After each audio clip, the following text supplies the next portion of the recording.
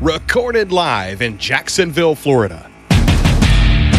This is Trivial Warfare. More than just a pub quiz, Trivial Warfare is your gateway to a worldwide trivia community. Join your hosts, Jonathan.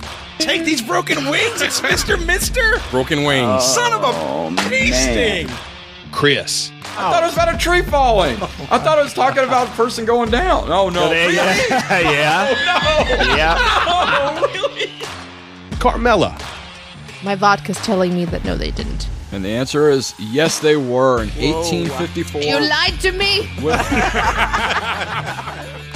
Ben. Jonathan was literally about to break things. He wasn't kidding.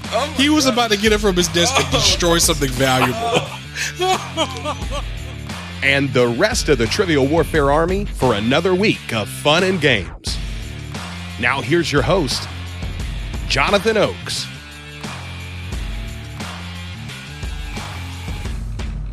Hello and welcome back to another episode of Trivial Warfare. We are the podcast that takes the pub quiz out of the pub and brings it home to you. My name is Jonathan, and I am here today with Mr. Ben Young. Hello, Ben. I totally did not forget that we were recording today. You forgot? It is all of the guests. God. All of the guests can tell you right now that it is 6:53. We were scheduled to start at 6:30. Do you know why we didn't? I'm sure I was part of that equation. It has nothing to do with the fact that Zoom sucks and I hate it. No, well, that too. That was also a variable. Yeah. 10 minutes of that was my fault, or Zoom's fault. But a good, 8 minutes of that rests on Mr. Young. Yeah, it was me. Yep. Yeah. But it's okay. I'm glad you're here anyway. I'm glad you're here. This is episode number 342, Ben. We are 8 episodes away from Tree Fitty. Tree Fitty. Can't wait. Oh my god. And that goddamn Loch Ness monster. I won't give him $1, but I do want to say hello to our guest today. Joe Nguyen is with us today. Hey, Joe. Hey, folks. How we doing? Welcome back to the show. Super good to have you. Great to be here. Thanks for it's great to see y'all. Absolutely. And Kierah Leach is with us. Hey, Kierah. Hey, Jonathan. How's it going? Doing great, or otherwise known as Kierah the Magnificent, according to your Zoom screen name. It's kind of a persona I've taken on. Yeah. Just like if I think I'm magnificent, then I am magnificent. It's like one of those like daily affirmations. I freaking love it. I'm on board with that. And speaking of magnificent, our last guest today is Jason Borsom. Hello, Jason.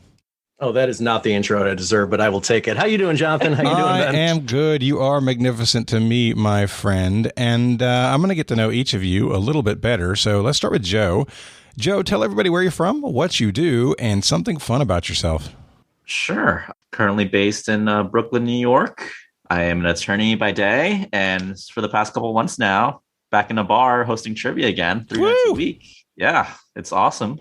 And fun fact about me, my usual go-to is that I've been on game shows. In 2017, I was on Jeopardy! 2018, I was a Lifeline on Who Wants to Be a Millionaire. And in 2020, in the before times, I was on a show called Masterminds, where Ken Jennings whipped my tail in the final round.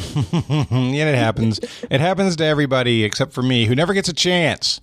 Oh, what I'd do to get my ass kicked by Ken Jennings. My God. Casting directors, here, listen. Oh, my God. You got the guy right here. Oh, I would give him the cat of nine tails myself.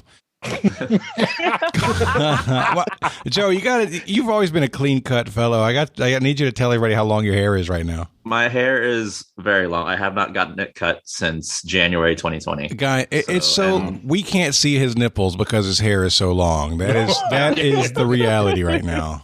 I mean, you can try harder. All 3 of them. You can't see all 3. Oh, wow. Jeez. All right. Well, it's great to have you here today, Joe. Kierah, tell everybody where you're from, what you do, and something fun about yourself. So I am from Northern California, kind of the Napa Bay area. I am an animal care specialist at Six Flags Discovery Kingdom, which is a fancy term for I'm a zookeeper, which is normally the interesting thing about me. But I think to this time, I'll say all the tattoos on my right leg, I got one each year for 5 years for an international scavenger hunt. Whoa, okay. What are the tattoos that are on your right leg? So one is Pope Francis. Like, hold on, is it the word Pope Francis, or is it a picture of Pope Francis? It's an image of Pope Francis. Holy. Like his silhouette.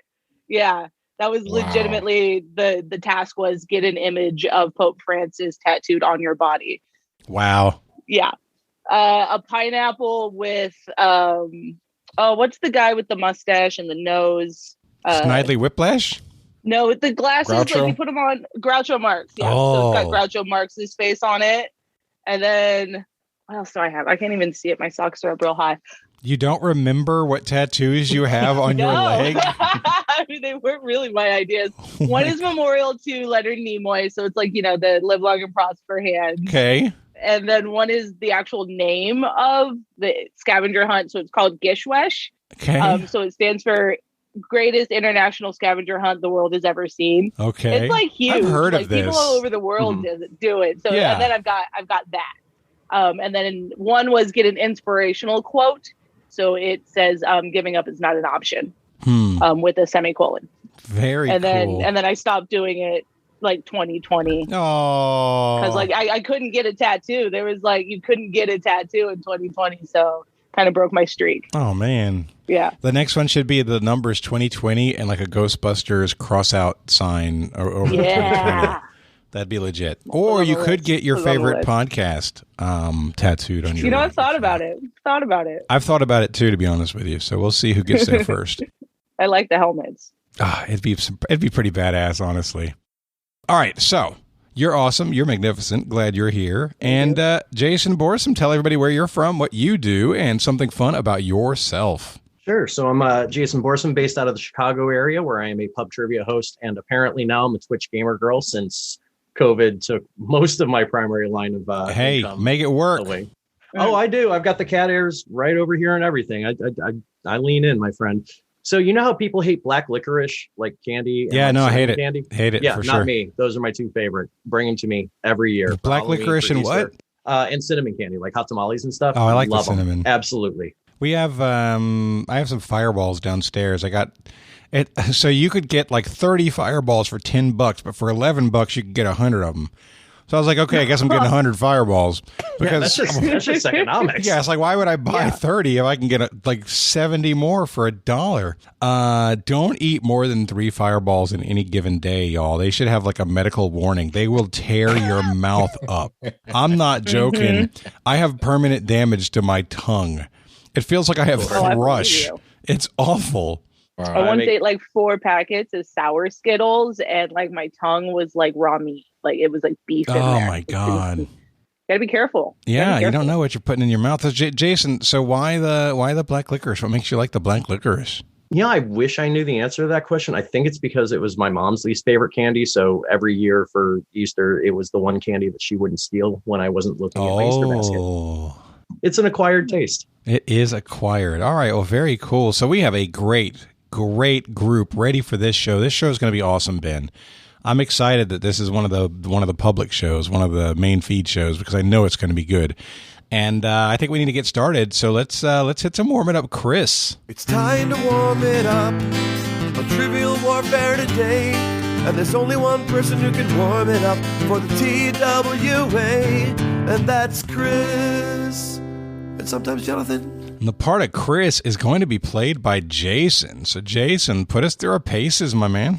All right, you got it, folks. So for this episode's Warm It Up, Chris, I have a list in front of me of 32 answers. We're going to run you through these one at a time. Here is what I'm looking for. Ignoring the arguable nature of Vegas versus Las Vegas, I want you to give me the 32 geographic names that only appear in one team name across the big 4 professional sports leagues in North America. So that's MLB, NFL, NBA, and NHL combined. And to be clear, we're just referring to the first parts of the team's full name, not the last So parts. it's the city that you want, and it only appears in one team? The geographic name, to be geographic broadly name. specific, yeah. Okay. I see what you're doing. Yeah. Oh, my God. So what you're saying is that they're not repeated across different sports. That's right, Ben. Yeah, these are the ones that only appear in one team name across all 4 sports. So, for example, you have the Atlanta Falcons and the Atlanta Hawks. So Atlanta is not a correct answer. Is that Generally valid? speaking, yes. Okay. Thank you. Got it. Okay. Let's go Kierah, Jonathan, Joe, and Ben, because that's how I have you on my list. Okay, well, I'm going to steal the lowest hanging of the fruits and say the Jacksonville Jaguars. Yeah, that's very much there. So we'll throw back who's to next? Joe and Ben. We'll go to Joe. Let's go with the Green Bay Packers. The Packers of Green Bay. Yep, and no other Green Bays, thankfully. Wow. All right, Ben. Shots fired, Green Bay. What are you going to do? We'll go to you, Ben. I'm going to go with Orlando Magic. Yep, they're very much on the list as well. Nice job. Kierah, what do you have? Sports are not my thing. I'm Utah Jazz. Yeah, no, you got it right there. Yes. All right, 4 down, That happened. 28 to go. All right, back to me. I'm going to say the... Oh, no, that's wrong. Ooh, that's wrong. I'm not going to say that. I'm going to say the Anaheim Angels or the Los Angeles Angels of Anaheim. Anaheim's the word I'm saying. You are right for the wrong reason. Okay, good enough for me. Oh, yeah, I know what you I mean. mean, Yeah. you said Anaheim, so I got to give it to you, but there are no Angels in Anaheim. There are only Ducks. Yes. What are At the least as Angels far as called? a Wait, name what are the convention is. Angels called now? They're just called the Los Angeles Angels. They dropped the of Anaheim. You are a few years kidding back. me. Not, yeah. When did that happen? A few years back. At least 10 years ago. Well, I feel Yeah, it's, Good. this isn't late breaking news, unfortunately. well, I'm out of date, okay? I stopped paying attention to life like 10 years ago, so this is still current for me. How are the Mighty Ducks doing, by the way? They're no longer mighty. They dropped the I hate mighty. to tell How do you drop the Mighty and the Mighty Ducks? You're just Ducks now. Yeah. What the hell is going on? You know, Oh, this warming up is going great. Joe, back to you. Let's go with New England Patriots. Yep, mercifully just the one team for all of New England. I'm happy. My Tampa Bay Bucks got Tom Brady, so I can no longer care about New England in any way, shape, or form and live the dream. I just got home from the last Rays game of the season, which we won, and we are 2 games away from locking up the number 1 seed in the AL this year. So, go Rays. Nice. Go sports. Shout out to my 2 or 3 friends who actually like the Chicago White Sox because they cinched a position as well in the postseason recently. Ben, to you. I'm going to go with, I think it's the Columbus Blue Jackets. It very much is. And there's just one team in Columbus. Nice job. Thanks. All right, Kierah, what do you have for me? All right. Keeping it local. The Sacramento Kings. Yep, absolutely there. Nice job as well. It's back to me. Jonathan, back to you. All right, I'm going to say with the Colorado Rockies. No, the Avalanche. Unfortunately, No. you got the Avalanche as well. Yeah. So Oh. Jonathan on the third wave through Joe. I know better.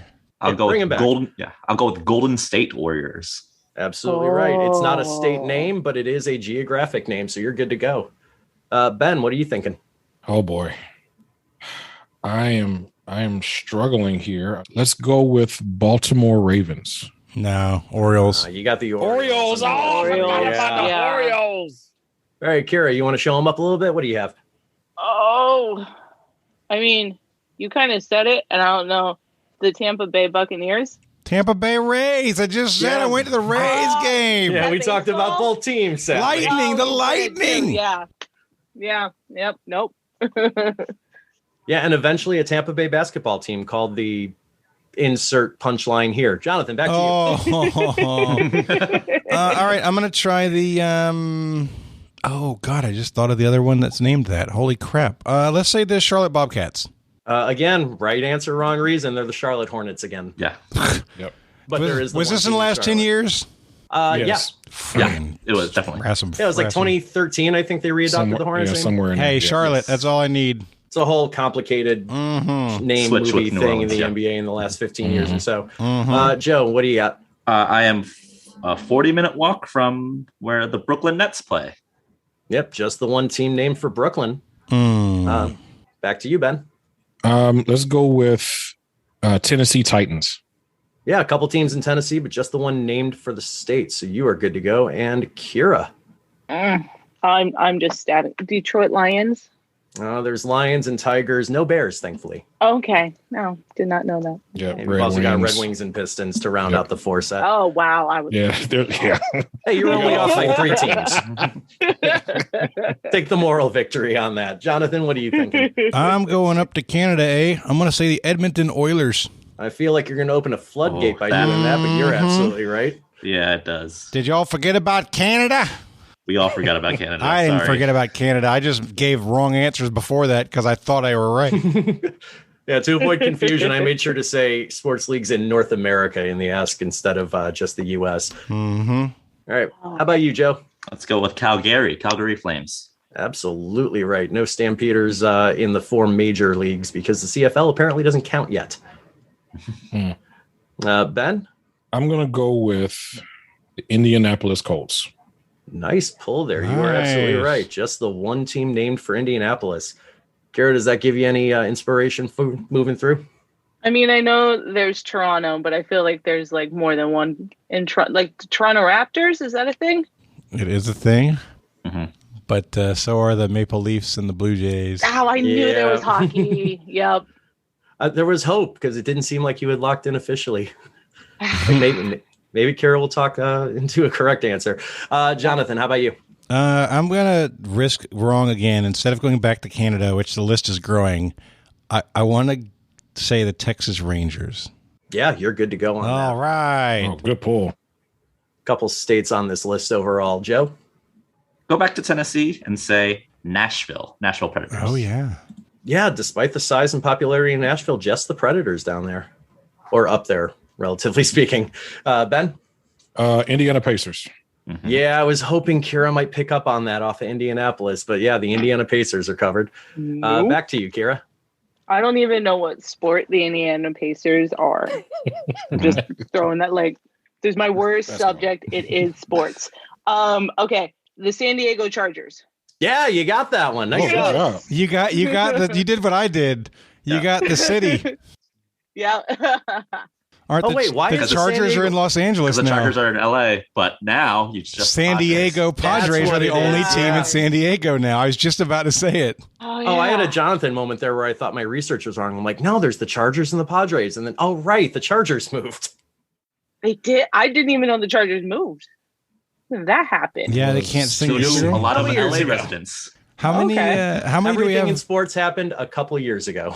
How many do we have left, Jason? I'm looking at 3, 6, 9, 10, 11, Holy 13 total to go. Oh my God. You guys got 19 of them so far. That's okay. Whose turn is over it? half the list. That's not bad. It's back to you, Jonathan. All right, I'm going to throw the Winnipeg Jets out there. Yeah, the Jets of Winnipeg, not to be confused with the Jets of not Winnipeg. Not to be confused with the other Jets that used to be in Winnipeg. Those are the Jets of Losapeg. Oh God. Oh. All right, Joe, 12 to go. Oklahoma City Thunder. You got some thunder on that one. Nice job. All right, Ben, we're working our way through. What are you thinking? Ottawa Senators. Ooh. Yes. Deeper cut there. I love it. And Kierah, to round out the set? Throwing out a wrong answer. Are there any teams in Montreal? Mm-hmm. There are exactly one team in Montreal. Good job. Oh. Les Habitants, the Canadians of Montreal. So I think we're at 1, 2, 4, 6, 8, 9 to go. Let's see if we can run all the way through, Jonathan. How about the Vancouver Canucks? There are 8 to go now. Nice job. Yes. Joe? The Memphis Grizzlies. Ooh. Yep. Wow. Nice job there. Thus concludes the entire concept of Tennessee, by the way. You guys got all of them eventually. We'll go back to Ben. If I was going to start a minor league team, I would call them the Kentucky Bourbons. That should happen. That's so good. It's a good name, isn't it? It just came up with it. Fair for sure there. That's good. I know there used to be a team in Canada called the Nordiques. But I don't remember what city it was. I feel like it's Quebec. You would be right. There was a city or there was a team in Quebec City called the Nordiques. There no longer is. There no longer is. Crap. No. Now, if I understand correctly, the NHL might expand back to Quebec City, but we're not there yet as of this time of recording. So, Kierah, can you get us one of the last 7 to go? I highly doubt it. Let's go with North Dakota. Not typically a strong policy in sports, but No. I appreciate the moxie on that. I thought it was awesome. Throw it out. All right, Jonathan, what are you thinking to round out the last 7 or so? I think there's probably another one with this name, but I can't think of it because the Nets moved to Brooklyn, so I'm going to say the New Jersey Devils. Go Devils. You're absolutely right. Oh, thank goodness. Yeah, Yeah, nice no, job. since the Nets moved, the New Jersey Devils represent the entire state. All right, Joe. Portland Trailblazers. Nice pull. Oh, there. We're down God. to How did I not come up 5 with now. Portland? Yeah, just 5 to go. Ben, can you get one of the last few? Oh no. San Antonio Spurs. Nice job. Oh, woo, God. Under pressure there. Gracious. Kira, you got a shot here. There's a couple left. Have we said Seattle Seahawks? We have not. But that's not right, is it? We also didn't say the Seattle Kraken or the Seattle Mariners, unfortunately. Never heard of either of those. Well, the teams. Kraken aren't a big four, are they? It They're about to depends be on your once, definition of time. Oh, basically. God. Oh, wow. They're an official franchise. They have competed in 0 official games. Good Lord. Been the bane of my trivia writing existence for the last 2 years. Do they, don't they? All right, Jonathan, we got 4 to go. Which one are you thinking? I'm not. I have reached the dry end of my well. I'm going to say one that I'm pretty sure is wrong because I know it's wrong. I don't have to say that crap. I'm going to say the Washington Wizards. They don't exist anymore, do they? Oh, they exist, but there's also the Nationals. There's the Capitals. Oh, and there's yeah, that football sure. team. Sure. Oh, wow. All right, Joe, any of the last 4 in mind? Cincinnati Reds. No, You Cincinnati got the Bengals. unfortunately. Oh, darn. Yeah. Shoot. I mean, do have- we're getting really I swept tight to the here. Midwest earlier, and I'm like, I don't Alright. see anything. Ben? I feel like there's a Minneapolis something. It's I the could be wrong Minnesota about that. Twins All at the Minnesota. 4 teams in the major Minnesota. sports leagues in Minnesota are named for Minnesota. Yeah. Yep. Yeah. And Kira. Indianapolis? That was already said. That was a good Oh, it was. answer at one Okay. point. That is our only repeat so far, if you believe it. Mhm. Wow. Let's work together, guys. Do you want to work I have together? Okay. one. Yeah, I have let's see one if you more. guys can Yeah. run out Can the we full finish set. this out? What do you got, Are there Joe? any more in Canada? Well, There are no more in Canada. I think we we covered cleaned the that. entire Okay. country. I have one more. what do you got? Phoenix Suns. No, because the Phoenix Coyotes. Coyotes became the Arizona Coyotes. Oh, did they? Oh. Okay, well, I'm out of Phoenix is date. correct, yeah. Wow. That's a good I point. Yeah, thought all of the Phoenix others, a long time ago and didn't say it. Yeah, all the other teams based in Phoenix are named for Arizona. You got the Diamondbacks, the Cardinals, and most recently, as Joe said, the Suns. Do we have anything No, the left other in one. Texas, guys? Do we have because Coyotes. There we go. like Houston, Dallas, San Antonio, and Texas are Texas. Dallas. I know you have the Dallas Cowboys and the Dallas Yeah, Mavericks. no, I know those are all Houston- not done. Houston, But Houston, there's Texans, multiple Houston. Houstons. Is there anything left in Texas though? Only other big city there is Austin. There's no teams in Austin. What about basketball teams? Are there basketball teams that we're not thinking of here? Because those basketball and hockey are the ones most likely to be in a unique place. Mm-hmm. I We can already give said you Utah one of a Jazz. series of nudges here. Okay, Let me nudge. know if you're feeling Sure. that. I'd The love a nudge. sports remaining are hockey, baseball, and hockey again. 2 hockeys and a baseball. Two Hockeys and a baseball. There's only 3 left. Okay, 2 Yep. hockeys and a baseball. What's the baseball? I'll give you another nudge here. 2 are on the West Coast. 1 is on the East Coast. Oh. San Jose Sharks. San Jose that's Sharks is one of the 2 left. I Yep. should have known That's that. good. What are the Islanders? They're the New York Islanders, aren't they? There's New York. the Yeah, they're just named the New Yeah. York Islanders. They should be the Long Island Islanders, but whatever. The Long Islanders. Long Islanders. That's just convenient, frankly. Any other big cities in? What about Oakland Virginia? Is there anything? There you go. Oh, yeah. Oakland. That's a good one. Since the Raiders. Raiders moved to Las Vegas, Yeah. Oakland is the Right. only one Great with job. that name. There you So go. all you have Here. left is one hockey team. One hockey team. And did you give a geographical hint in this one or East no? Coast is the only thing you East have left. Coast. East Coast hockey. Carolina Hurricanes is Carolina Panthers, so there's not that. I thought of that one. The Florida Florida. Panthers. Florida Panthers. The Because- Florida yeah. Panthers. That's all There we go. 32. Nice Yep. job, players. Wow. Golly. Woo. All right, well, that's today's show. Yes. Woo, I'm wiped, man. Holy crap. Thanks, everybody. For the listeners at home, we spent the past 6 hours. It is now midnight. Yeah, today's winner of Trivia Warfare is the host. Yes. When we started this, we were playing with Ben Young. When we finished, his name is Ben Old. Ben Old. It's a long freaking... No, I'm just kidding. I am late for work. All right, so that was warming up, Chris. We're picking on it, but it was actually a really great warming up, Chris. That was a lot of fun. And I bet you there are a ton of people who paused that and worked it to try and figure it out. So that was great. That was really great. And for the time, and during that time, the Raiders moved back to Oakland. So 3 more teams moved in and out of LA. All right, so guys, this is time for me to plug a calendar, right? So Everyday Q&A Trivia Calendar is available right now at triviacalendar.net. Do not sleep on it because they are going to sell out. Now is the time. Christmas is coming. The goose is getting fat. Please put a calendar in your stocking right now, triviacalendar.net, to pick up your Everyday Q&A Trivia Calendar. Also want to say a big thank you to our patrons. Everybody who's on today's show is a patron or a Ben.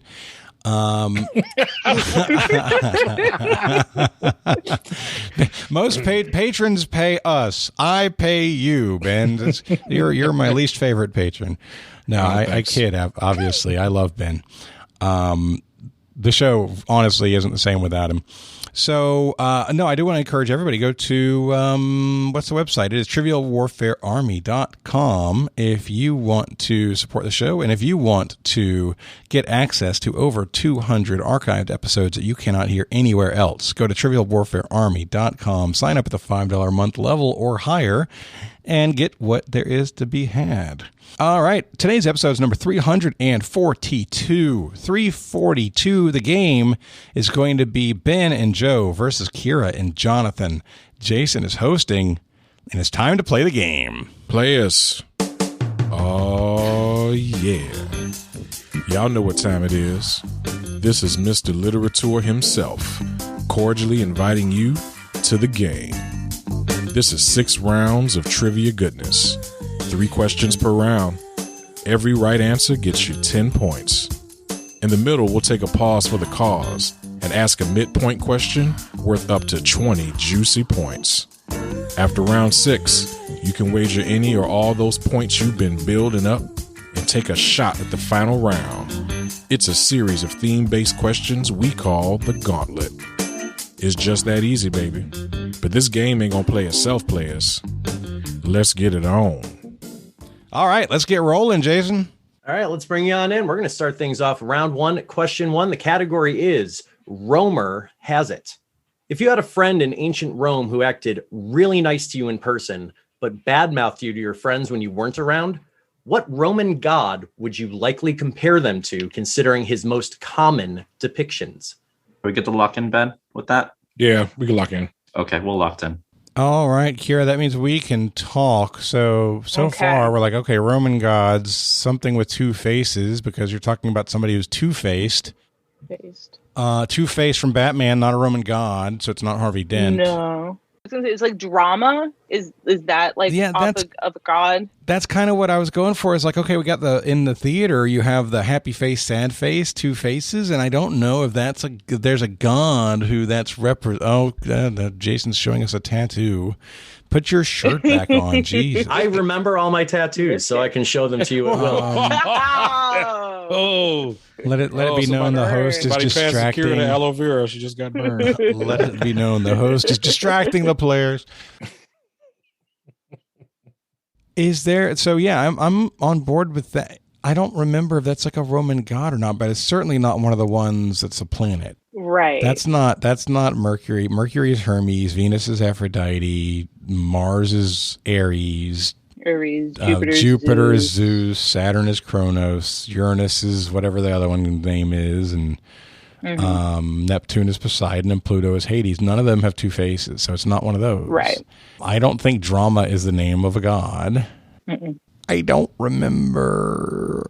Most of my god knowledge is Greek based. So, well, if you name a Greek god, who this fits for, go for it. I'm sure there's a counterpart, and we can figure out the counterpart.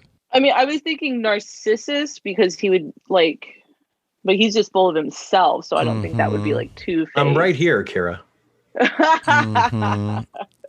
Yeah, I agree. I don't think it's that. And then he's not a god either. He's just a. I feel like this is somebody we would have seen. Did you ever read the Rick Riordan books? I did, but I read the ones that were based on the Egyptian gods. Oh yeah, those are good. Yeah. Yeah, the Roman ones, not as. Oh, phooey. I don't think I have it. I don't think I have it either. I feel like when he says it though, I'm gonna be like, oh yeah, that's it. So what's another word for drama? What are some older words for like what about, is there a god named Thespis? Thespian? Yeah, thespian. I mean, it's Thespis. Like How about Festus? Is this the Roman god Festus? Is that what this is? I mean, I was thinking about thespian for a while without saying anything, but I don't remember a god named Thespis. But I got nothing better. Do you want to go with it? Let's go with it. Let's do it. Yeah. All right. We're going to go with the all-powerful Thespis. All right, that's locked in. Joe and Ben, what were you thinking through? Well, Ben and I we think we locked in on the Two-Face, like y'all did. Two-Face's common depiction. I think there is a Roman god named Janus that is represented by two faces, but I'm not 100% sure. Yeah, that's familiar. Ben was cool with it, so we decided to lock in with Janus, Janus. Look at you hedging your bets with I'm not 100% sure. Yeah, you can't get a January without a Janus, the Roman god that does not have a Greek equivalent, Jonathan. And that's what we got caught up on. Diabolical. Yeah, Joe, when you said Janus, it reminded me of there's a financial investment company called Janus, and their symbol is two faces. So when you said that, I was like, yeah, that kind of makes sense. Let's do that. I think there was a fictionalized version of that company in like an early episode of Sherlock back in the day. Interesting. Remember that being like a weird plot point. All right, let's move into question 2 in round 1. Category is In the Heights. No, the other ones.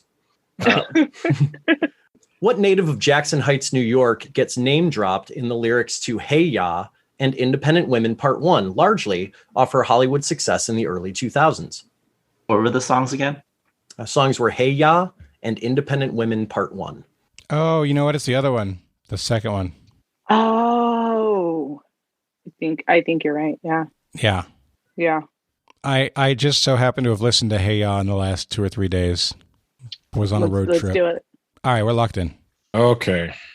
All right. Somebody from New York. Yeah. Jackson Heights is in Queens, I believe, and Jenny's from the Bronx. Jenny's from the Bronx. Okay, so it's not going to be J-Lo. I don't think any part of Jackson Heights expands into the Bronx. I'm just trying to sing the song. I almost want to say it's like a Marissa Tomei or something. Oh, Lucy Liu. Lucy Liu. It's Lucy Liu. Oh, it's Lucy Liu. Yes, because she's definitely an independent woman. She's definitely and because it's the song for Charlie's Angels. Yep. And then hey, I say Beyonce or Lucy Liu. Lucy Liu is I'm pretty sure and Beyonce's from Texas. She's not from Jackson Heights. She's from Texas, right? Okay, yeah, let's lock that in. I feel like Lucy Liu is it. Lock it in. All right, Jonathan and Kierah, what did you lock in? I hate Joe. I pulled a Jonathan. I hate Joe. I pulled a Jonathan. I mean, all my Beyoncé's and Lucy Liu's get on the floor. It was immediate. I was like, oh, is it Beyonce? Wait a minute. No, it's Lucy Liu. Then I'm like, oh, they're never getting Lucy Liu. This is amazing. Freaking Joe. Oh, we said Lucy Liu. Yep, points all around on that one. As Joe alluded to, the song Independent Women Part 1 was featured on the soundtrack to the remade original of Charlie's Angels. So it had that introduction with Beyonce shouting out Lucy Liu, and then they showed up together in Hey Ya, and it was a whole thing.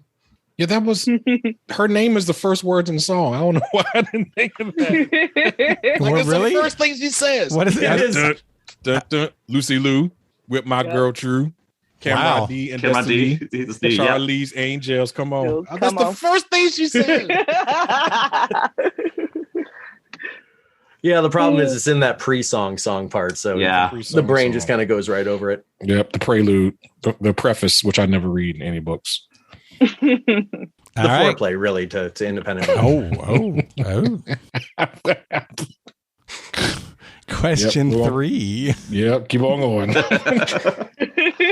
Can't wait for question 4. All right, question 3 in round 1. The category is double play on words. A 5-4-3 double play is often said to be what type of play, which shares its name with a Tony reality TV series, or where you might find a keratin buildup on the savannah? I'm 100%. Yep. We're locking it in with Thunder. Yep. Could you repeat the we question? have 3 meow meows. Yes. All right, well, before you repeat the question, a 5-4-3 double play, Kierah, the players on a baseball diamond are numbered. First base is number 3, second base is number 4, third base is number 5. So this is third to second to first is the type of double play that he's talking about. I appreciate that explanation. Yep. So third to second to first is the double play. I'm not sure about the rest of this, so that's why I want to repeat. Okay, you got it. A 5-4-3 around the horn. The answer's around the horn. Sorry. Oh, yeah. Tony Reale's the host of the. Yeah. Oh, God. Yeah, no, it was like, what did he say about? I've heard that name before. Who is that? No, and then it came back from the baseball stuff. So yeah, that's right. All right, some confidence there from Jonathan and Kierah. Ben and Joe, you were very quick, so let's hear it. Yeah, we didn't get our meow meows, Jonathan. Oh my God! Meow! Oh wait, let me bring in one pop from myself. Hold on. He's got a prop. Oh man, I don't know. I feel threatened by this, Ben. He's got something. Oh, holy crap! Holy crap! Let me get the meow here. This is a cat keyboard, y'all. And it's nightmare fuel. Amazing. Its teeth are the keys. Oh my and he God. needs to brush. We have to post a picture of that to the Facebook group. Absolutely. Oh my God. Yeah. Joe, you owe me a picture of that. Yeah, you got to selfie yourself with that thing. Sure. Oh my God. No, you've got to selfie yourself. I can't do it. I don't know how to selfie myself. With your camera. Like, it's not a Weirdo. selfie unless you self-do it. It's definitional. All right. He said it's definitional. By the way, what did you answer with your meow meows? Oh, we didn't know. That is You locked in with no we answer. also said around the horn. Yeah. All right. Yeah, points around the horn on that one. That is the preferred baseball slang for a 5-4-3 or a third to second to first double play. Yeah. Also the name of an ESPN commentary series. I don't know if it's still on the air because I just watched it today. back, but I imagine it was. And then It also is. keratin being the natural substance that builds up a rhino's horn. Yeah. I just watched the show today. So yeah, it's definitely still Very on. cool. Tony Reale still doing Tony Reale things on it? Yes, very much Okay. so. That's the end of the first round. The score is 30-20. Joe and Ben have a lead because of Janus. Round 2, question 1. The category is Broadway coincidences. The first word in the title of an Irving Berlin 1946 semi-biographical musical is also the name of what musical that isn't biographical, but does contain FDR as a character. I am looking for the latter clued musical just to avoid confusion. And it's the first word that's said in the musical or the first word of the name of the musical? The first word in the title. First word in the title of the first musical is the same as the name, the full name of a different musical that is has correct, FDR in it. Yep.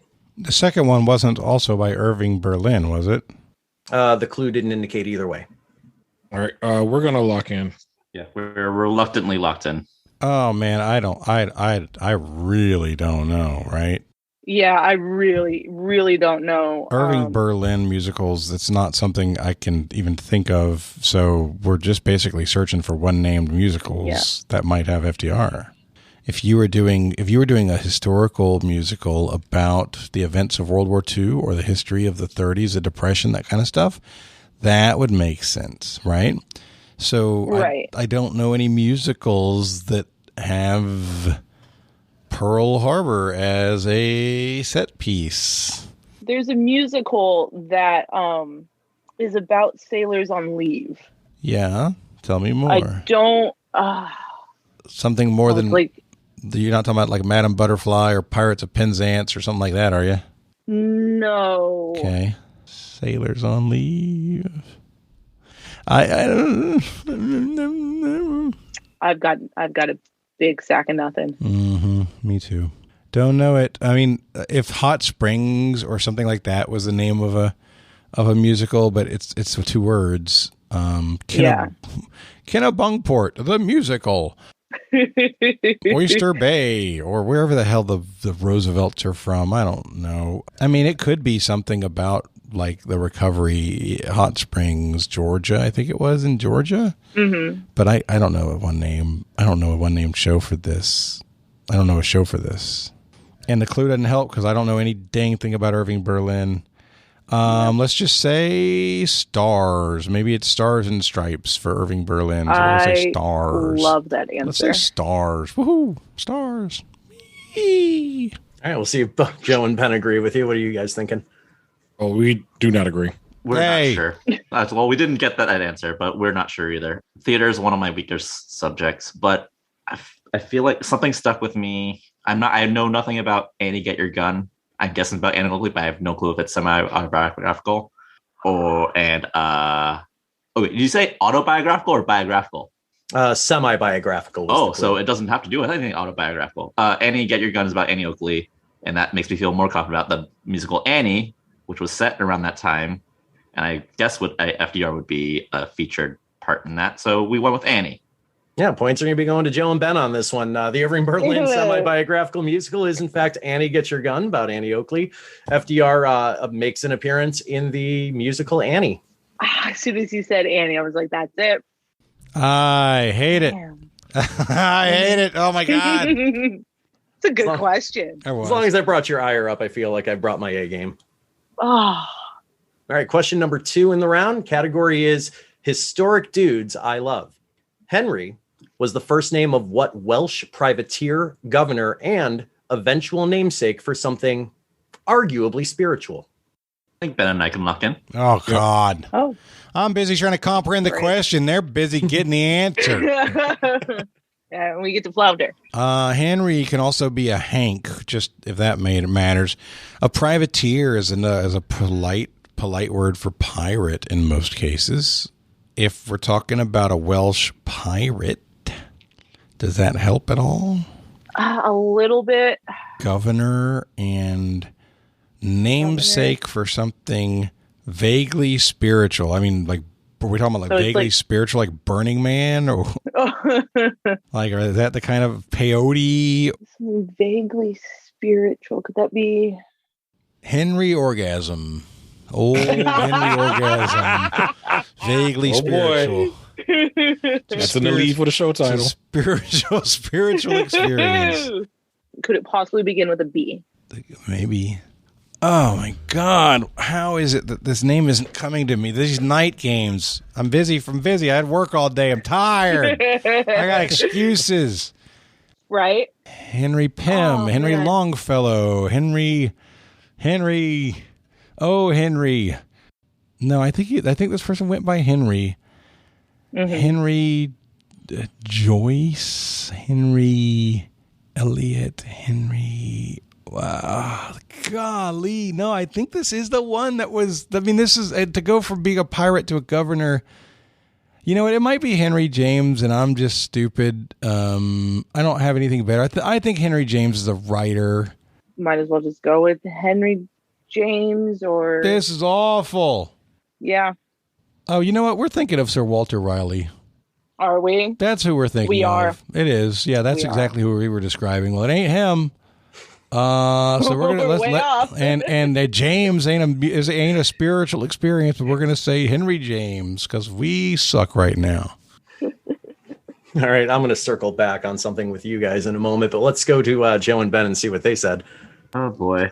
First thought was a figure in history that I was familiar with only very marginally was Rob Roy. He was in the area. He was known for doing a lot of good things. We considered Henry to be Rob Roy to be some type of moniker that he acquired. And it's also the name of a drink. So we said, yeah, lock that in. However, Shortly afterwards, I realized, oh, wait, there's a famous Henry that's also a privateer in the Caribbean with association to rum. He was a captain. His last name was Morgan. Captain Morgan. Oh, no. So we locked in with Rob Roy. Yeah. So the circle back is, Kierah, I swear you said something along the lines of, I wonder if vaguely spiritual might mean something to do with liquor. And then Jonathan said something about orgasms, and we lost that right entirely. We lost it. Hey, Henry Orgasms was a popular fellow. Had you gone down that rabbit hole a little bit, you might have remembered that the category was historic dudes I love. It's Captain Morgan. Oh, man. Okay. File that one in. But Joe gets his props, I get mine. Hold on, let me get some Foley of this real quick. There you go. People familiar with my work know that there is always a bottle of Captain Morgan within arm's reach of me. Question 3 to end round 2. The category is civil legal proceedings. Hypothetically, if the USS Monitor was accused of a war crime off the coast of South Carolina during the Civil War, but had eyewitnesses who reported it being in harbor for repairs at the time, what 2-word turn of phrase would most aptly describe its legal defense? I can think of a 1-word phrase for it. Right? I've only got one. What was the category name? Civil legal proceedings. It looks to be about 2 minutes on the clock. Oh. She says "oh" out loud and then types "oh" in the chat. Yeah. That was a stereo. Indeed it was. Oh, that's funny. Yeah, let's do it. All right, we're gonna lock in. So Joe, I don't think it's the Shaggy song. It wasn't me. I don't think it's that. But I saw you in the shower. But I saw you in the harbor. I even got you on camera. I saw you shooting your cannons. It wasn't me. So I'm thinking, we're short on time. So I'm thinking maybe this is a Latin term. Yeah, it might be a Latin term. And in civil legal proceedings, it's not a coincidence that he mentioned a civil warship. Right. So like habeas corpus or pro se or something like that. I figured maybe something with alibi, but I can't think of a phrase I can't think of one either. He said harbor in the question, so I don't think it's a safe harbor type thing. And I should know, being a lawyer, but I don't. Oh yeah, you're a lawyer. I am an attorney. Lawyer. I didn't say I was a good one, but I am one. I do not know, sir. But if I had to guess, I would say this is a Latin phrase, a very popular one. Is, and I'm just gonna pull out a 2-word Latin phrase, even though it might not be a turn of phrase. In limine. All right, we'll lock in that. All right. So Jason is cute. Jason likes to be cute, and he likes to make his questions cute. So that's why I asked what the category was. And when I asked the category, then what I think is the right answer hit me. So obviously we were all starting with alibi. It's an alibi. Oh, what's another word for an alibi? I don't freaking know a 2-word turn of phrase for an alibi. But he said civil blah, blah, blah was the thing. And just like Joe, I'm like, okay, Civil War. Why is this question so tortured? Why did he make the question about the goddamn USS Monitor? What was the USS Monitor? It was an ironclad ship. This is an ironclad defense. It is an ironclad defense. Because they gave you an alibi. We said ironclad. Oh, great. Great point. Yep. Jonathan and Kierah picking up points on that. Hell one. Yeah. The answer I was looking for on the sheet was ironclad alibi, but you very much said all the necessary things. You're good to go. Sorry. For the bar exam, we didn't study popsicle stick riddles. So that was not in my wheelhouse there, even though I am an attorney, but that's not what I was prepared for. We were trying to figure out why he picked the Monitor specifically. And I was like, well, I know it sunk the Merrimack, but where does Mary Mac all dressed in black, like silver buttons down her back? What? I don't know. Yeah, the monitor was the chewy center of that ice cream sandwich. Oh my God! All right, at the end of the second round, score is 40-30. Ben and Joe are still in the lead, but Kierah, we needed that one. Yeah, we did. Yeah, starting to tighten up a little bit as we move into round 3. Question 1 in the round. The category is everything in Australia will kill you. True. Mm-hmm. What is the fitting name for the fictional carnivorous species of koala supposedly classified Thylarctos plummetus that Australians invented as an inside joke intended to scare tourists? Kierah, I got. Yeah, do it. I feel pretty good. Oh, you want a 3, 2, 1? Sure. All right, Jason, count us down. With Ben Young's consent, do I have your? Go ahead, right? Yeah, I need a verbal confirmation like they do on airplanes. Yes. All right, we'll count it down. 3, 2, 1. Drop bear. Yeah, drop bear it is. You said plummetus. I'm like, plummetus? That's falling. Okay, I know what this crap is. I was going to guess murder bear. So, Which is well, being an Australian bear, the murder is just redundant. Isn't murder bear a thing? Murder bear is what's a murder bear? It's a any bear. All Any bears bear. are dangerous. yes. Good point. No, I Good thought point. there was an animal that was nicknamed a murder bear. I don't know. I just we're not know so that much arguing the what, but Not the how that at this I'm point. aware of. what I'm told is people always talk about how cute panda bears are. I'm heard that they will maul you to death. Yeah, So- well, they're Well, I mean. mean, like any animal will mess you up. Like, Yeah. We got a good. zookeeper. Y'all listen to Kierah. I mean, but elephants seem Like gentle. a sloth will mess you up. Like, have you Yeah. ever seen sloth? It'll teeth? take a while, but yeah. From I got- experience. I got to be honest, y'all. She Y'all, knows, she knows the sloths. y'all don't want to do a Google image search for murder bear, okay? Okay. Y'all don't Ooh. want to do that. Now everybody's gonna do it. It's a grizzly with an AK. I mean, you just scroll down and it just keeps going. The blue one is particularly disturbing. I'm not even gonna do that. Then there's this one grizzly bear, black bear, with just a grin on his face, and he's a real bear. He's like, mm-hmm. We have one question that goes in a reasonable time, and Jonathan's down a rabbit hole. Oh, here. I'm sorry. All right. There we go. Number two. Question 2 in the round. The U.S. has the opposite problem. What state in the 50 U.S. states has the only official state animal that is confirmed extinct? The most recent and last confirmed one to live was shot and killed in 1922, although one was spotted 2 years later and never seen again, which sucks.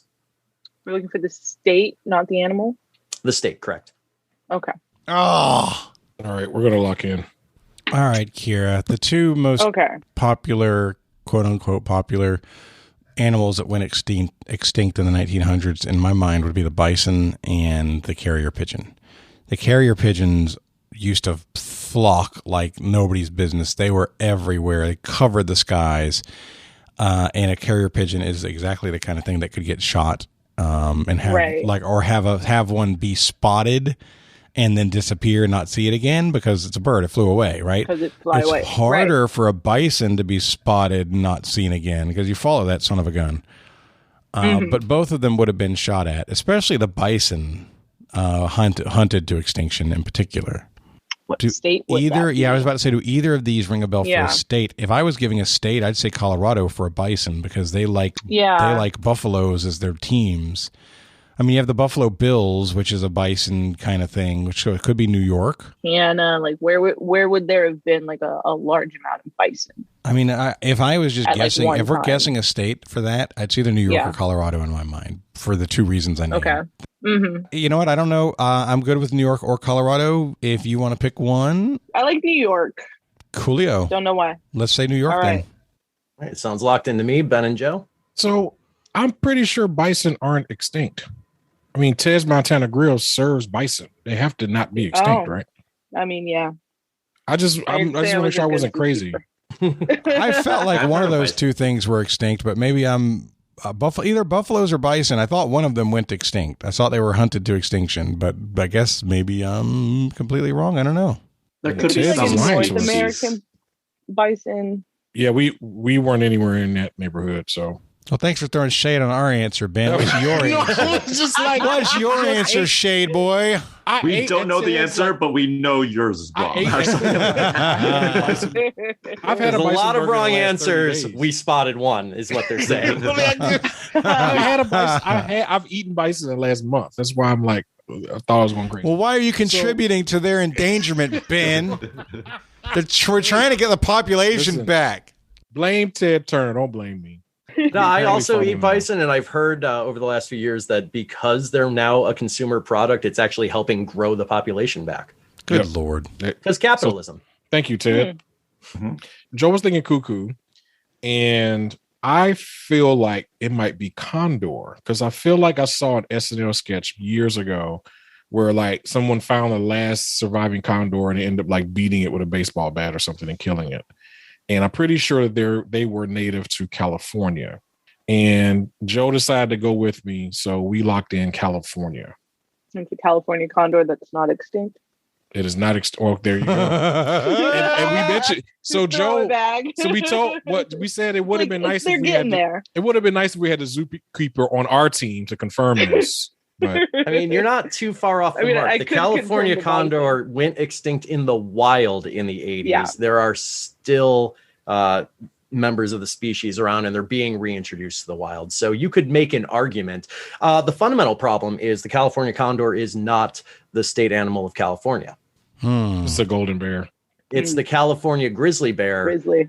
Which went extinct in 1922. Oh, my God. You guys pick up the point. That's the right answer anyway. Yes. I'm counting that as 2, Joe. In the gambling world, that's called a backdoor cover. That's a backdoor cover. That's amazing. I did say state, and they named the state. Oh, my God. This is back to the warming up Chris question over here. Wow. My state, too. I should have known that. Oh, in soccer, it doesn't matter how many goals. It doesn't matter how the goals are scored. It just matters how many. Y'all took the Brooklyn strike there. It's like, yeah, I meant to do that. I meant to hit it from the other side. That's cool. Nothing. We didn't have to call back, but we could have. But really, what is it right if not 3 lefts persevering? Indeed. Said that to my wife at the grocery store the other day because she leads the caravan and I just carry the cart. And she's like, oh, I need to go over here. No, wait, I need to be right behind you. And I've already started turning the wrong way. So we're just committed at that point. Indeed. All right. Question 3 in the round. Category is actually, it's only champagne if it comes from a particular region in France, but the same can't be said for what sparkling drink named for a town in Germany. You're good. I'm good. I don't believe in us, but I mean, yeah. No, sure. Why not? We can lock that in. Yeah. Okay. I just hope it's not the other one. I know. Because it'd be like, oh, hey, that was the obvious. No. Yeah. All right. We're going to lock in with something. Joe, I really like your logic here of thinking of fancy drinks and rap songs. Yeah. I definitely think that's the right way to go. Yeah. It's obviously not Courvoisier, Dom Perignon, or Cristal. Don't think it's Vive Clicquot or Moët Chandon because they all sound French. We threw out Prosecco, but I think that's Italian. That's Italian. I threw out Riesling, which is German, but we don't think it's sparkling. No, it's not. Yeah, I don't know. So I mean, we could attack it from the German side, like Stuttgart. Stuttgart is a town, as a city. Have you thought about Pabst Blue Ribbon? Pabst Blue Ribbon. As a general policy, no. There's nothing sparkling about that except the price. That's the only thing that's sparkling about PBR. Which sometimes that's all you need. Sometimes it works, you know. Hefeweizen, I know that's a type of beer.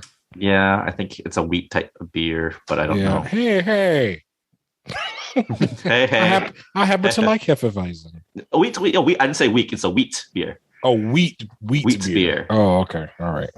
Let's just say Brut, like you said. I don't know why. But say Brut. We'll lock in with Brut. So, yeah, we had the same kind of problem. Prosecco is usually the thing people are looking for as the alternate to champagne, but Prosecco really feels Italian. Yeah. So we looked for something that sounded more German, and we were really hoping that it might sparkle. We're not 100% sure if it sparkles or not, but we said Zinfandel. The Z does take you to a German place.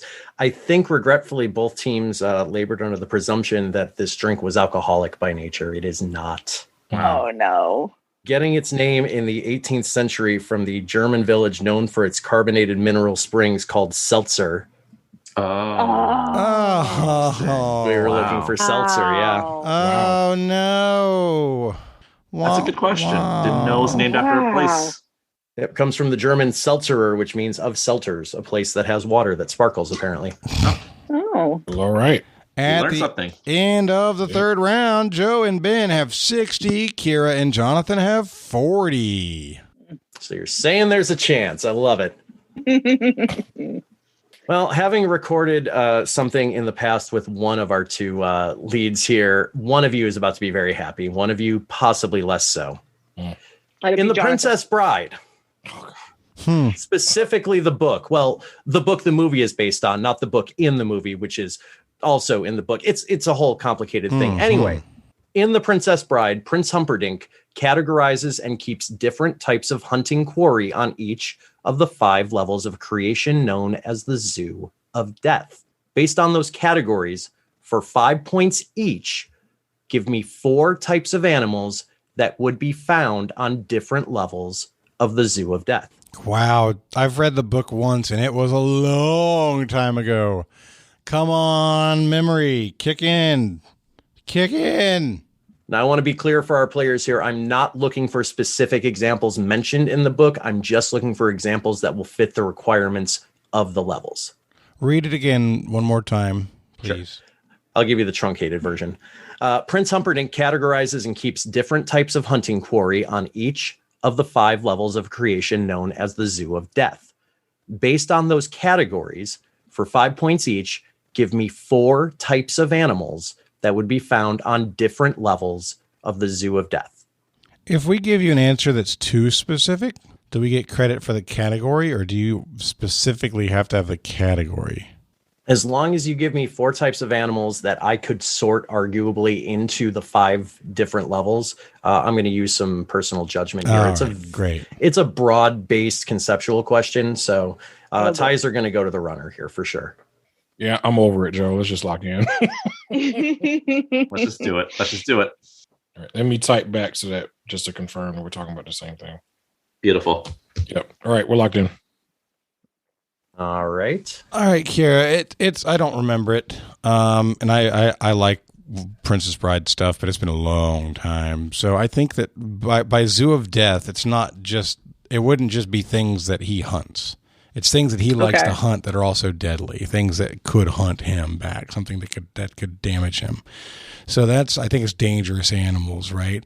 And I think that it's probably not going to be necessarily things like rhinos and elephants and that kind of stuff. So I threw out originally birds like eagles and that kind of stuff, and cats, like big cats. You brought up rodents, which could be because they had the rodents of unusual size, so those are dangerous. And then you said bears and wolves, which make a lot of sense. I just wonder about reptiles, though. I would imagine he's going to have some kind of reptiles in there, right? Some kind of... Yeah, like big lizard. Yeah, some kind of giant lizards. Snakes. Uh-huh. Okay, well, I'm worried... jeez. I hope it's not mammal. I hope it's not mammals. Well, let me interrupt real quick and point out what I'm looking for is like the names that a child would use for animals. Wait. You can't say anything else because they've already locked in. I'll copy that. In fact, Ben, based on what he just said, is there any reason you would change anything? No. Okay. So Kierah, cats, birds, wolves, and bears? I like it. All right. Cats, birds, wolves, and bears. All right, we'll get those recorded, and then Ben and Joe will wait for your answers. Yeah, we have very similar answers. We went with fish, birds, cats, and dogs. All right, so this should be relatively easy to make grading distinctions on. 0. Let me start with the reveal on what the actual categories in the book for the Zoo of Death are. Starting at the top level and making its way all the way down. The first level is for animals that kill using their speed. Things like cheetahs and peregrine falcons and things like that. The second level is for animals that kill using their strength. Think rhinoceroses, gorillas, etc., etc. God bless it. Category 3 is for animals who kill using poison. So that would be spiders, snakes, scorpions, etc. Category 4 is where I'm going to use some grading personal decisions, because the category is animals who kill through fear, which the book does not give examples of actual extant animals that do that. However, if you had something that's very phobic, for instance, insects, spiders, I potentially would have graded in your favor. And the fifth and final level is empty, with the exception of when Wesley is placed there. So I would have accepted human as the fifth and final level. So as I look at your results, Jonathan and Kierah, you locked in with cats, birds, wolves, and bears. I'll give you speed and strength for 10 points. Bears for strength and wolves for speed. Or cats and as for I speed. look, regretfully, I'm looking for different levels. So either way you dice it, it would be worth 10 points. Sure. And then Joe and Ben went with fish, birds, cats, and dogs. Sure, we'll give you speed for 5 points. Okay. All right, fine. There are poisonous fish somewhere. At the end of the midpoint, Joe and Ben have 65. Kierah and Jonathan have 50. It is 65-50. All right, that is the end of the first half. Before we go on to the second half, I want to let you know that today's show is sponsored by BetterHelp. BetterHelp is an online counseling service. They will help you assess your needs and match you with your own licensed professional therapist. You can get this thing started in less than 48 hours. Guys, sometimes it just helps to have somebody to talk to. You know, sometimes it helps to have somebody to share your problems with, share your concerns with, to have an open ear. And BetterHelp is making it super easy. You don't have to wait in a waiting room. You don't have to sit there looking at somebody, especially in pandemic times. You don't have to leave your house. Plus, you can message your counselor whenever you want. So sometimes you don't need an hour-long meeting or a 45-minute meeting. You just need a couple of thoughts, and you can message them, and they're going to get back to you quickly. This is a worldwide service. I recommended it to someone in Canada the other day. I've recommended it to someone in Europe recently. No matter where you live, you can take advantage of BetterHelp. It's not a crisis line, guys. It's not self-help. This is real counseling. This is a relationship. You can talk about things like family conflicts, anger, self-esteem, trauma, even helping work through sleeping problems. BetterHelp is a really great service. I have used it. My counselor, Crystal, became a real friend for me, somebody that helped me through some things that I was needing to work on. And I think BetterHelp can do the same for you. You can start living a happier life today. As a Trivial Warfare listener, you'll get 10% off your first month. Just visit our sponsor, BetterHelp.com/TWA. That's right. You can join over 1 million people who have taken charge of their mental health. Go to BetterHelp, that's HELP.com/TWA to get started today. All right, let's get on with the second half of today's game. All right, let's get into round 4 with question 1. The category, no, you were not told there would be no math. Oh, my God. Oh, man. Kierah, Here we go. do you do math at the zoo? I mean, there are weights and there's stuff involved with numbers. All right, here we go. I got Kierah as my math person. If Shailene Woodley was looking at an infinite series where you could never truly say that the sum approached one specific value, such as affinity or 2 or whatever, what term would she correctly use to refer to that series? Who is Shailene Woodley? Exactly. Only knew. Yeah. Yeah. Kierah, I love that. I love it. Okay. Lock that in. Yeah, let's lock that in. Even if it's wrong, it's a great answer. Screw him. Okay. All right. So, Joe, you said she's in the Divergent series, right? I believe so. Yeah. The movies are Divergent and Insurgent and Allegiant. And it's also a book series, which is this is a young adult book series. So I think that's what we're going for here. That's why the Divergent series, Shailene Woodley is used as the example. Yeah, I got you. So I know that if there was a series of numbers that Like, for example, the math theory says a series of real numbers tends to trend toward infinity, right? You see that in calculus a lot. Right. So that would be what I would call convergent, because all the numbers are converging towards one particular value. But if they don't, if they don't go to one particular value, then that would be the opposite, which would be divergent. Right. So divergent makes sense to me here. Yeah. My first thought was, are we talking about an asymptote here? But the Shailene Woodley clue kind of led me to divergent. Yep. Yeah, we'll lock that in. Okay. Jonathan and Kierah? So I went straight for that Shailene Woodley clue, and she's the star of the Divergent series. I have no idea what the math stuff is, but we went with Divergent. Woo! All right, points all around on that one. As you guys identified, Shailene Woodley was the star of the film series Divergent, and in math, if you have an infinite series like 1 + 2 + 3, or 1 + a half + a quarter + an eighth, and so on, those converge to infinity or 2 respectively. If you have a series like 1 + 1 - 1 + 1, etc., and it just kind of toggles back and forth, it's divergent because you can never really say that it ends up being one number or the other. Sure. So in a quick bout of who the heck is Shailene Woodley, while that answer is being given after we'd locked in, I did learn that Shailene Woodley and Aaron Rodgers are engaged. Oh. Yeah, that's right. Oh. So I had I don't know who this person is. Okay, now there we go. Now I have a connection. The fault was not in your stars. There you go. Oh, wow. Nice. I'm trying to remember now if Aaron Rodgers was on Dancing with the Stars, so I can build a future terrible before and after from the combination of those two facts.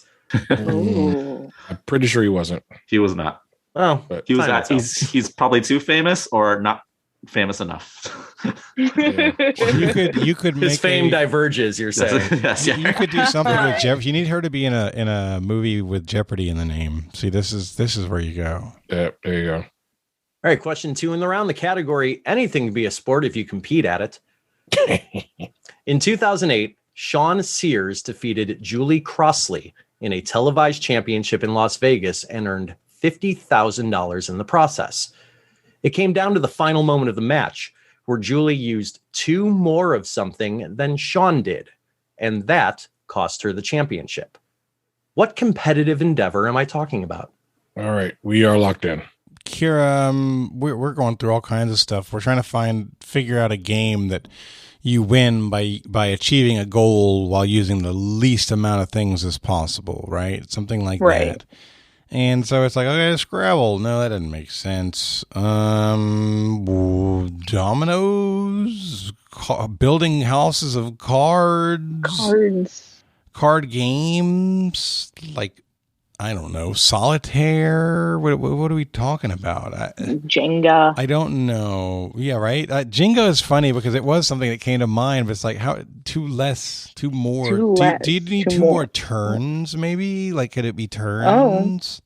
He said match. Mm-hmm. So going back and forth. Mm-hmm. I think dominoes is a fair answer. Oh, I'm good with it. I mean, I've got nothing else really. All right. We're going to guess dominoes. All right, locked in? Mm-hmm. All right, Kierah and Jonathan are in. Ben, Joe? Yeah, we struggled with this one too. At first, I thought cornhole. It was like, no, cornhole is Southern. I don't think it was televised back then. So it would be played in Vegas. And then I started thinking Scrabble. Because I'm like, maybe if there's a tie and you use 2 more, then you count in, as negative points or something. I threw in there that I think if you don't use the tiles by the end of the game, when your opponent uses the tile, clears his or her tray first, whatever tiles you have are counted points against you. So say you have a couple letters and they were 2 points, your score subtracts 2 points if the game's over. Yeah. So that's kind of where we went with. We can think of anything better. I know there is a Scrabble tournament. Sounds like it would be played in Vegas for $50,000. Mm-hmm. Sounds feasible. Yep. Well, Scrabble. That was the problem, just to do what Ben did earlier. And that's the opposite, though, because she lost because she used 2 more, meaning he had less, and that's the reason he won. That's true. That's why We don't know. That's why. Yeah, we didn't know. That's We why I guessed. didn't do Scrabble. Yeah. Yeah, I like the logic behind that guess. Unfortunately, didn't work out in your favor just based on the parody of everything. Regretfully, neither team was able to pick this up. It may have behooved you if I had thrown a hint in there referring to what Julie used two more of, like fingers. Oh, it's a rock, paper, scissors competition, isn't it? Julie threw scissors, Sean threw rock. Wow. And won $50,000 in an actual That's a trick televised question. competition. Boo. Boo. That's a trick question. I said anything can be a sport if you compete at it. Oh, my God. Wow. This was a televised $50,000 championship. Oh, my Aaron. problem is not with the You championship. can see it on YouTube. My Was it on problem's the with Ocho? question. Holy crap. All right, 0 for everybody. Yeah. All right, question 3 to end the round. Category is no, not Marvin, the other hitchhiking robot. Not living up to its nickname, what U.S. city saw the end of the engineering/social experiment called Hitchbot? The robot had made it through Canada, Germany, and the Netherlands, but got decapitated 2 weeks after it started its attempt to trek from Boston to San Francisco. Meow, meows. Got meow, meow, meow, meow. Do it. All right, you want a 3, 2, 1, guys? Yep. All right. Let's hear it in 3, 2, 1. Philadelphia.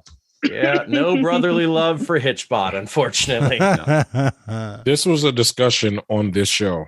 It was, wasn't it? This is where I learned about it. Yeah. I think it was it the Miseducation podcast? I think they were on an Misinformation. episode. Misinformation. Yes, sorry.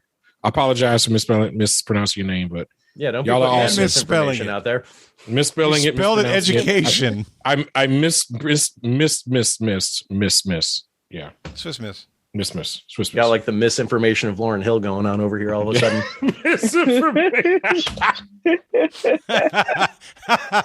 That's Oh, good. God. That's real good.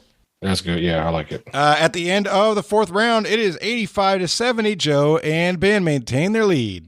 Yep, still very much anybody's game moving into round 5. Question 1, the category, some of your audience is about to be really sad. What chore-associated verb completes the set of rogues that includes Mal, Kaylee, Zoe, Jane, and arguably several others? I don't understand. What? Could you repeat slowly?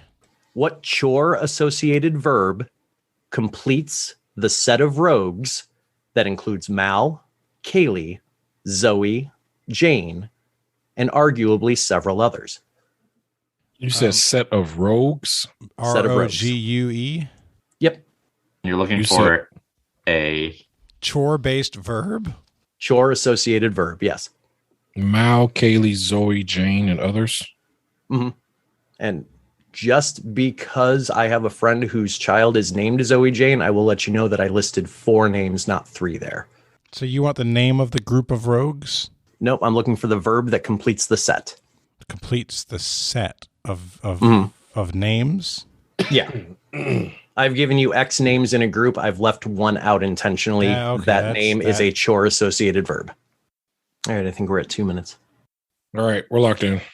So we're talking, and Kierah, you said you think it feels like a show. Yeah. I mean that feels like a cast, and rogues kind of like, I'm thinking of that show Misfits, or there's so many like superhero, like anti-hero kind of ensemble shows right now. Yeah, a group of rogues. Like Ocean's 8 is a group of rogues in a way, right? Right. The Descendants from Disney comes to mind because Mal sounds like it's short for Maleficent. So Maleficent's daughter could be named Mal, right? But Right. I don't know if they're rogues, and I don't know any of these other names. And chore-based. The best thing I have is that out of the chore-based words we could name, Wash is a name. Like Wash is short for Washington. And so that could be somebody's last name, but still be a short name you use as a nickname. So I would guess Wash as the best thing I could guess based on chore-based. I mean, I have nothing better, so we can go with that if you're comfortable with it. Sure, let's go Wash. All right, sounds like they're locked in. Ben, Joe?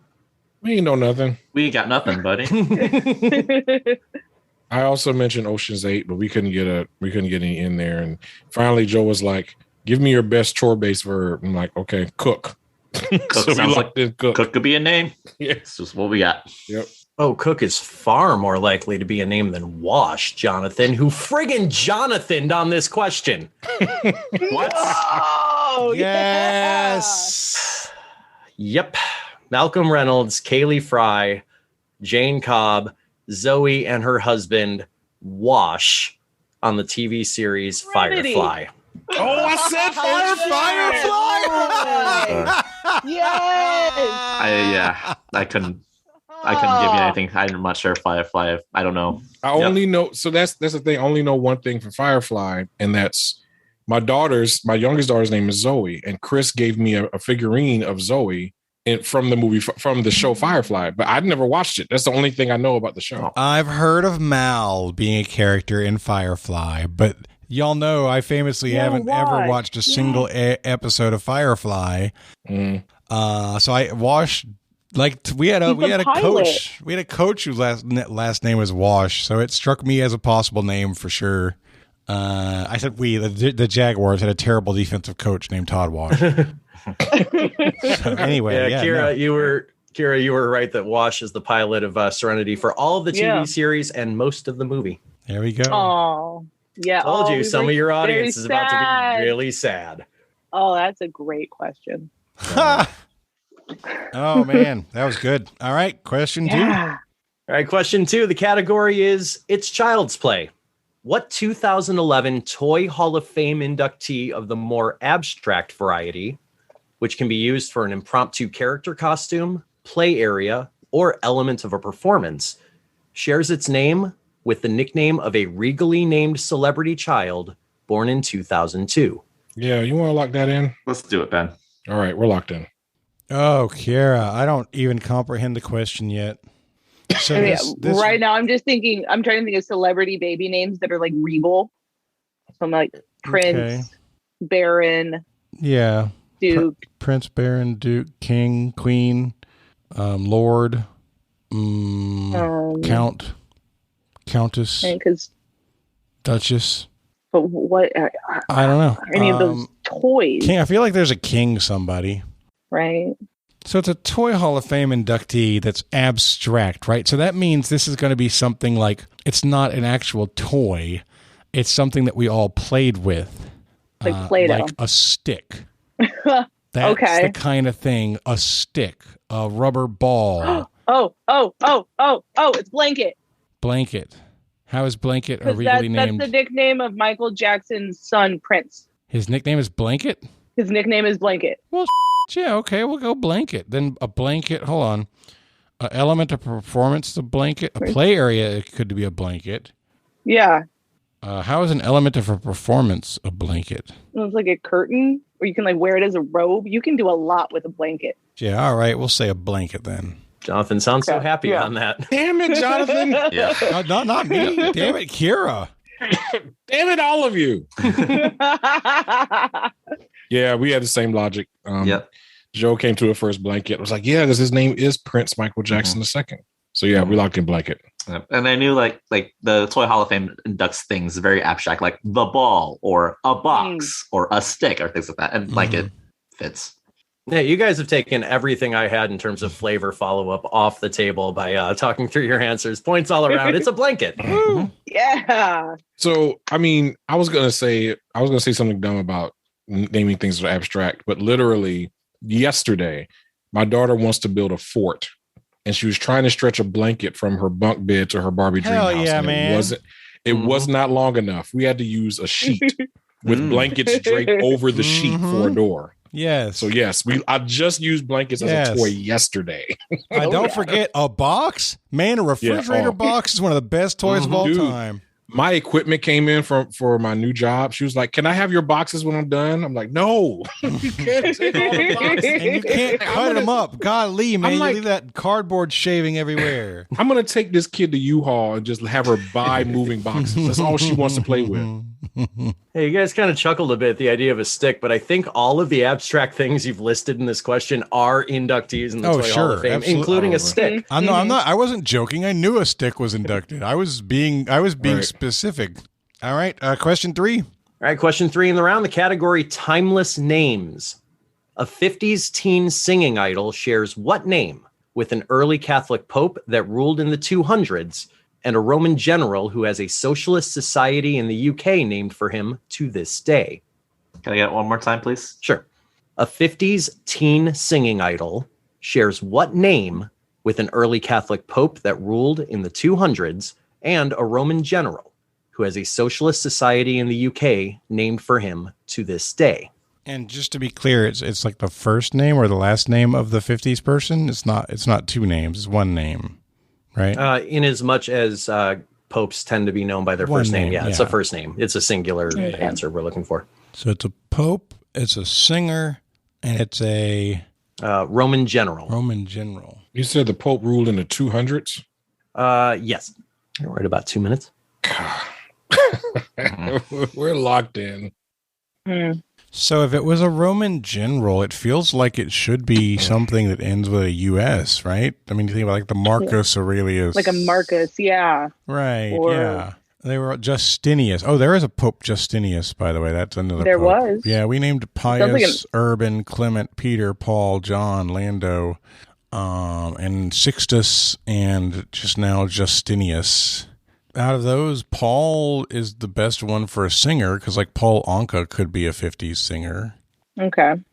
Peter, anybody could have been a singer, you know, but those don't sound like urban generals, or I'm sorry, like Roman generals. Like Roman generals, right? Right. The UK thing is throwing me too. Yeah. And you mentioned Leo. I forgot Leo. Leo, yeah, and I feel like Leo was an early name.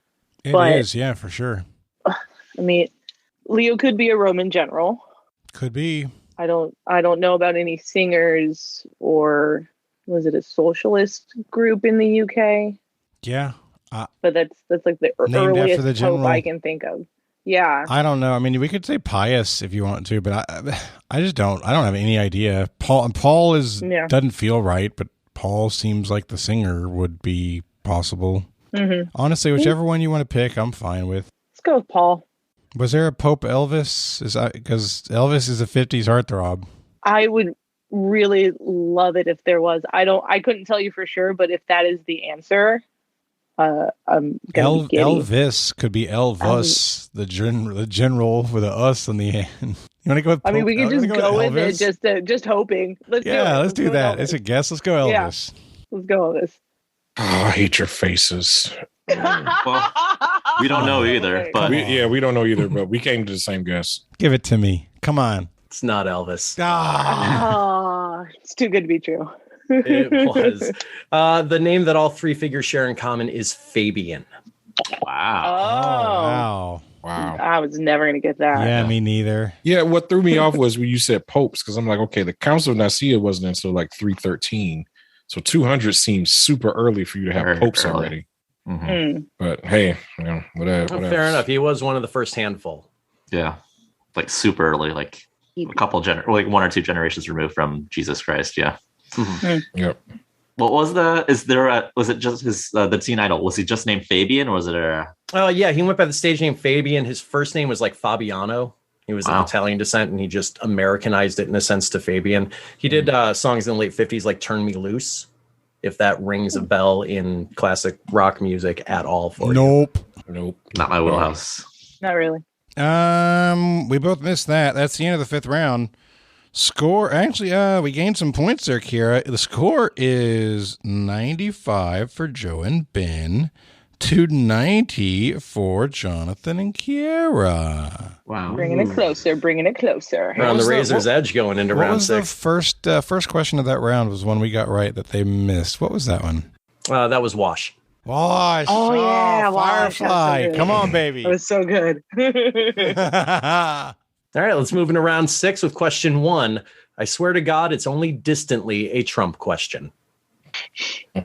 What entrepreneur with a household last name helped pass the 1906 Pure Food and Drug Act, a regulatory set of laws that I'm sure his distant relative Donald Trump wouldn't be happy about, despite his well-known fondness for Henry's best-known product. The two figures, for the record, are second cousins twice removed. What?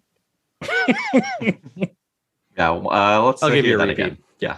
What entrepreneur with a household last name helped pass the 1906 Pure Food and Drug Act, a regulatory set of laws that I'm sure his distant relative Donald Trump wouldn't be happy about, despite his well-known fondness for Henry's best-known product? The two figures, for the record, are second cousins twice removed. So just as a clarification, I have spotted you the figure's first name. We're looking for his household last name. What was his first name, Jason? Henry. Henry. And I promise this time it's not Henry Morgan. All right, we're locked in. No. All right. Well, we were just about to lock in too. So yeah, if it's something that Trump likes, the two things that we kind of thought of were maybe like McDonald's or chicken nuggets, perhaps. And so chicken nuggets could take us to somebody like Swanson, the frozen dinner maker. That's kind of where we're at right now, Kierah. I don't have a great answer beyond what we're talking about here. I don't think it's Henry. I mean, could it be Henry McDonald? Is that the founder of McDonald's? The McDonald brothers, I thought. I have no idea, but yeah. Ooh, something does ring a bell with like the Food and Drug Administration and McDonald's, but it's a violate small all bell. of the rules so much. Right. Just kidding, McDonald's. I mean, either one. I don't think it's Henry Swanson, now that I'm saying it out loud. Okay. You want to go McDonald's? Sure. Let's say McDonald. do it. I mean, I want to go to McDonald's, but that's neither here nor there. So we're locked in with McDonald. Okay, Ben and Joe. Y'all did it again. Y'all took our guess from us. We don't know if it's right, but I guess, he likes McDonald's and maybe something to do with food. We're pretty sure. Well, I mean, Ray Kroc was the one that was quote unquote the founder, but I mean, he created the franchise, which made it a worldwide behemoth. But yeah, we just guessed McDonald. Okay. So the Henry in this case is probably better known by his initials. Henry John is his full name, or HJ. Seeing if that sparks anything there. And it's not so much a food that Donald Trump is associated with, but something associated with Donald Trump in his eating of food, as he is well known and I would argue appropriately maligned for eating his steaks well done and served with ketchup. Henry Heinz. J. Heinz. Heinz. Oh. Yep, nope, wasn't getting there. No. Not happening. Ketchup. Sometimes on you a get the questions, steak? sometimes they get you. What kind of monster are you? Don't answer Well that. done with ketchup. That's it's almost as bad as my wife that eats it well done with Worcestershire sauce. Well, I'd rather have a No, Worcestershire sauce, Worcestershire but sauce still is not. weird, but it's not ketchup. Oh, well. The well done part is still unacceptable, though. Oh, hard agree on that. Totally agree. Oh, yeah. I'm getting to the point where I'm getting dangerously close to getting them like Pittsburgh rare and just looking at them long enough to where the outside browns.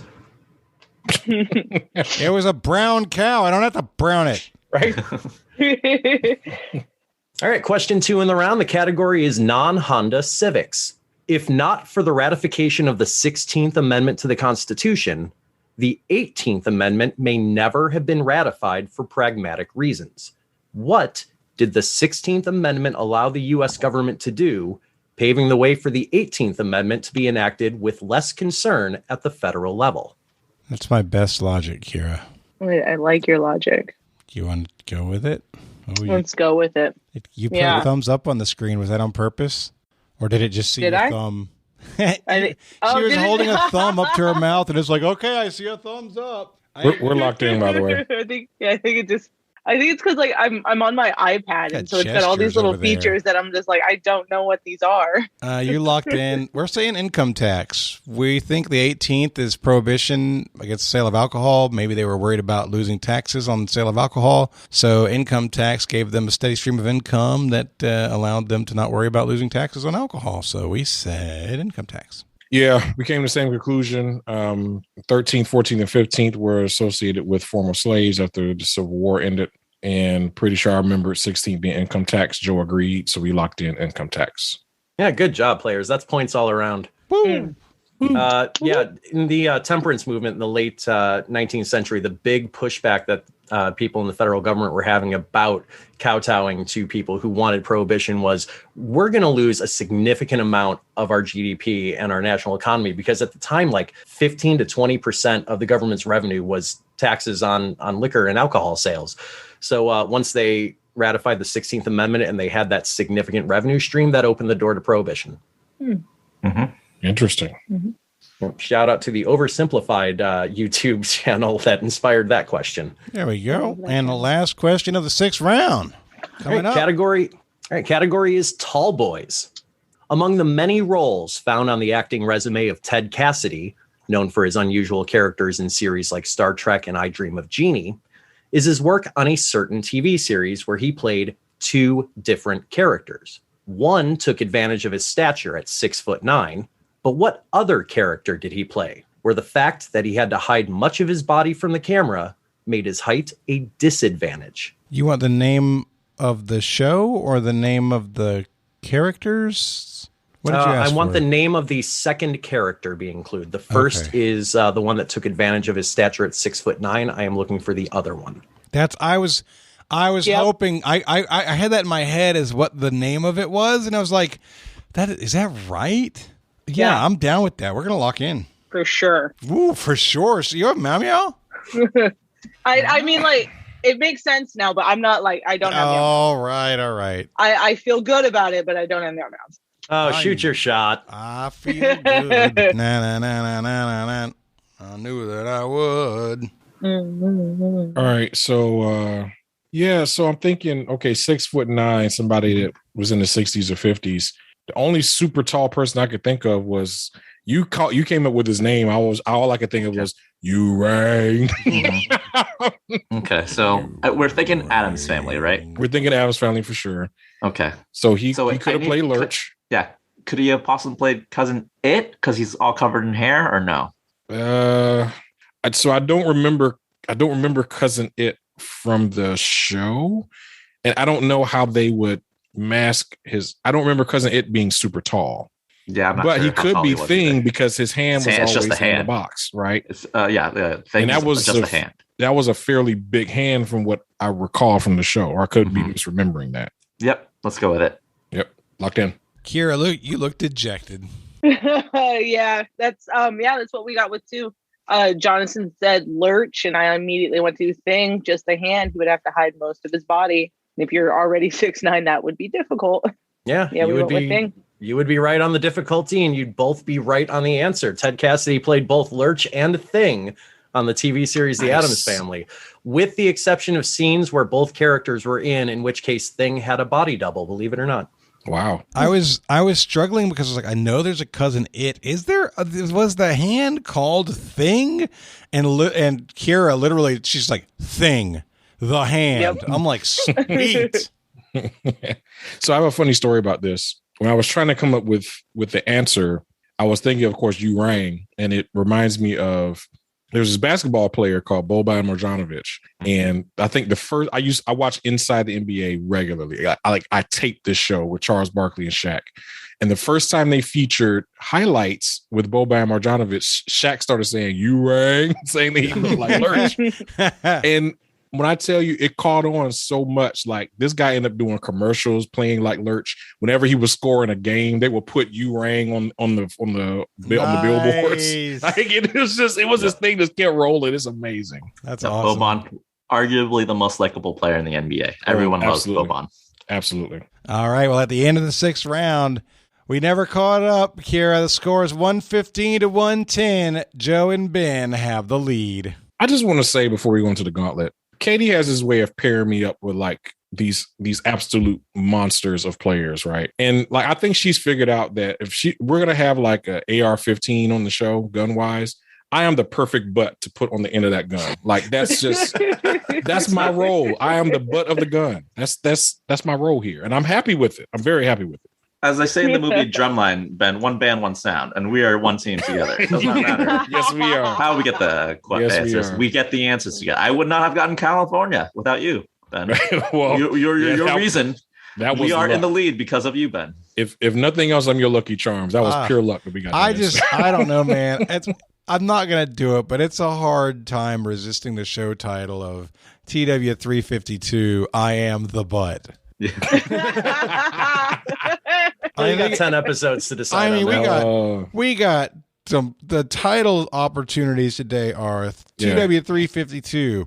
Henry Orgasms was a popular fellow. TW342, the misinformation of Lauryn Hill. Yes. And TW342, I am the butt. I mean, these are all good. At some point, we're going to have people vote on these. No, it's too much work. It's good for engagement, though. I like that idea. All right. So 115 to 110. What's our gauntlet category, Jason? All right, teams. Your gauntlet today is size matters. All right. Okay. I do believe that I'm as big as Ben and Joe put together. So if size wins, we win. There we go. I don't know. I think the combination of us has you beat. You know, you wouldn't have in the past, but now maybe. Yeah, that's true. Maybe. You've been gaining weight, Joe. I've been gaining weight. I don't know. Yeah. Joe, how much do you weigh? Wouldn't you like to know? You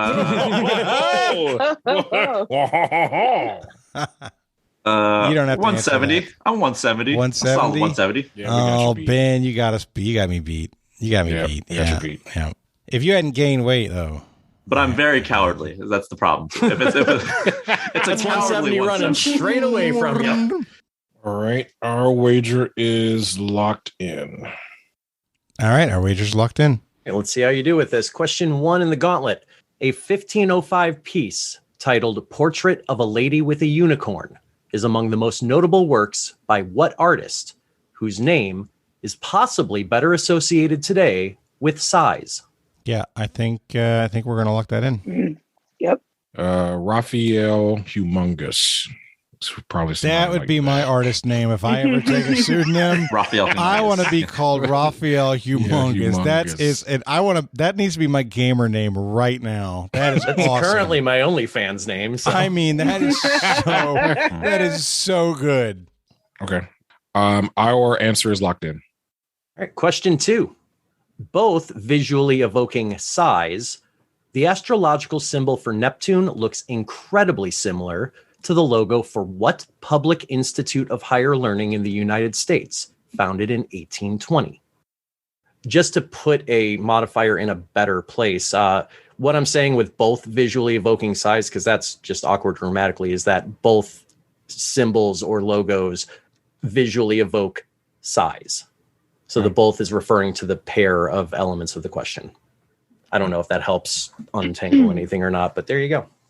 No, it doesn't help at all, Jason, but thanks anyway. C+ for effort. Got it. Oh, this is bad. I remember to have a time limit on this, Jason. All right, about 30 seconds. All right. Our answer is locked in. Let's do it. Okay. Just a couple more seconds. Yeah, let's do that one, Jonathan. Okay. We'll lock that in. That's the answer me and my home team always go with when we're stuck like this with the school. Oh, really? Yeah, it's literally what we answer. That's funny. All right, and question 3 in the gauntlet. The opening line of the 4th canto of Lord Byron's poem, Childe Harold's Pilgrimage, mentions size when it refers to a well-known infrastructure improvement in what world city? Supposedly named because it was the last view of the city in question that convicts would see before their imprisonment. I mean, what? Yeah. Not fans of romantic literature, it seems. Okay. What the actual You want the city? The city, correct. All right. Well, our answer is locked in. Boom. Let's go. Let's do that. Yep. All right. Yep. Our answer's locked in. Okay. We'll come back through and repeat these one at a time. Question 1, a 1505 piece titled Portrait of a Lady with a Unicorn is among the most notable works by what artist, whose name is possibly better associated today with size? We will start with you, Jonathan, you and Kierah. So I pushed for this answer. It felt early for this guy, but I don't really know his dates. But people of size are sometimes referred to as Rubenesque due to the work of this artist. We said Rubens. All right, Ben and Joe.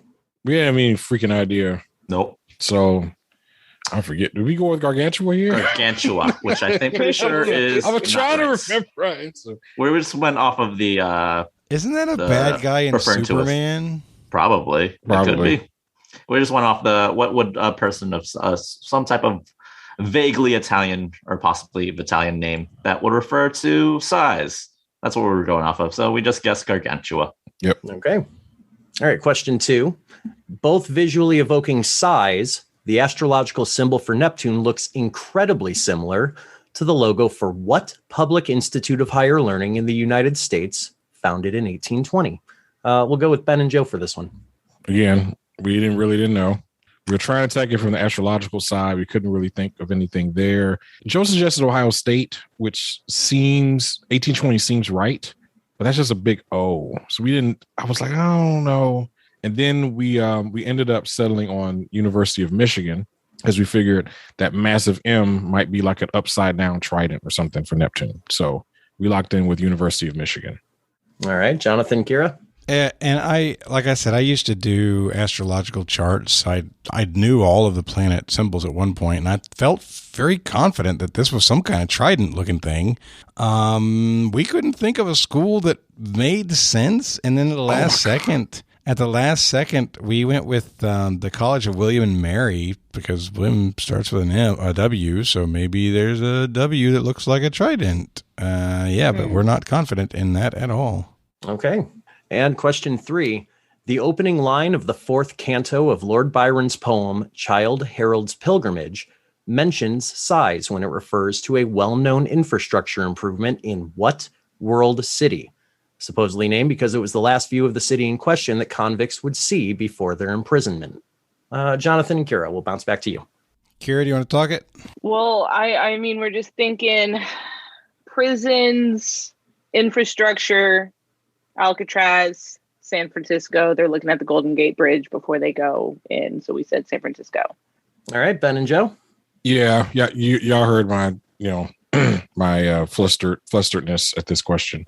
We really phoned it in on this last one. We just we were like, okay, Lord Byron sounds British. Big Ben. Yep. Whatever. Could be right. That's all we need. All right. Yep. Could be right. It has size. True. We've got 3 questions and 2 different answers on every one of them. I'm going to give you what I was hoping that a player or players might pick up on as the actual mechanic in this gauntlet, which is that size matters as far as how you spell it. So we'll start with number 1, a 1505 piece titled Portrait of a Lady with a Unicorn. The artist, whose name is possibly better associated today with size, S-A-I-S. Those are the weapons in use of the Teenage Mutant Ninja Turtle, Raphael. Wow. Okay. Wow.